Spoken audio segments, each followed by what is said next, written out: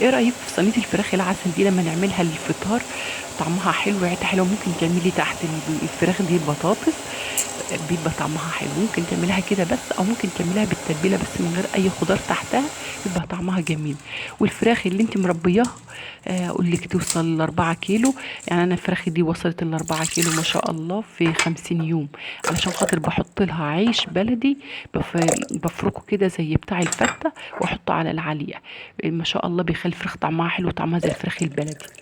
معايا المكونات في التتبيله اللي هعملها: كوبايه لبن رايب او كوبايه زبادي، وهريسه فلفل، وكوبايه عصير برتقال، ونص كوبايه زيت،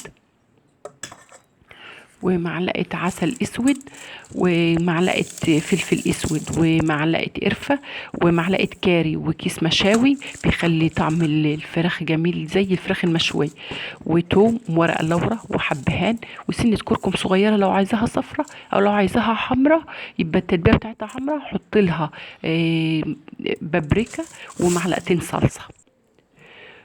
كل ده هنضربه مع بعضه في الخلاط، مع الثوم مع الفلفل الاسود مع العسل مع الكاري والكركم والحاجات دي كلها، وعصير البرتقال والزبادي والكلام ده كله هينضرب مع بعضه في الخلاط لما يبقى ناعم خالص. وبعد كده هتبقى تتبليها من بالليل، تحطها في الثلاجة، تحطها في الفريج، وتحطها في الثلاجة.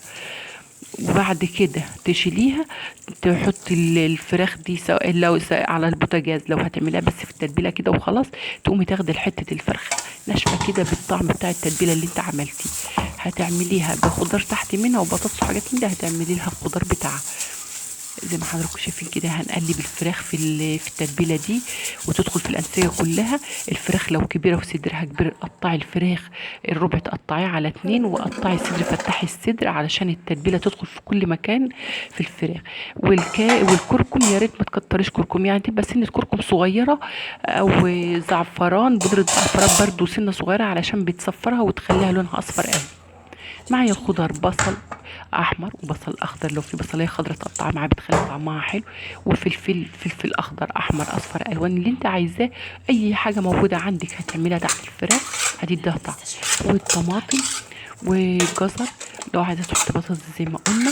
كل ده هتحطيه مع بعضه، وتحطي شويه من التتبيله، بس ده هنزود عليها شويه ملح عشان احنا ما حطيناش ملح في التتبيله اللي عملناها، علشان هريسه الفلفل كان عليها الملح بتاعها، فعلشان ما تبقاش حادقه قوي. فاحنا هنحط شويه ملح يجي في التتبيله دي ومع الخضار ده. وبعد كده هجيب الفراخ اللي متبلة، سواء من بالليل او من قبلها بساعتين 3، وهحطها عليه، وهحطها على البوتاجاز. ما عنديش اللي احطها على البوتاجاز، ما عنديش صينيه كبيره تاخد الفراخ، كميه الفراخ اللي انا عاملاها، أنا كنت عامله ما شاء الله كميه فراخ كبير كتير، فالصينيه طلعت واسعه، فالعين ما هيش مسويه كل الفراخ من جوانب الصينيه. فممكن تشيلي تحطها في حله، كل ده تحطيه في حله وتغطيها بغطاها علشان الفراخ تستوي وتبقى مستويه وتبقى ناعمه وحلوه. و... او تحطيها في الصينيه، تحطها في الفرن، وتغطي الصينيه وانت حطها في الفرن علشان البخار اللي بيطلع منها يسوي، وعلشان خاطر الشوارق بتاعه الفرن ما تحرقهاش.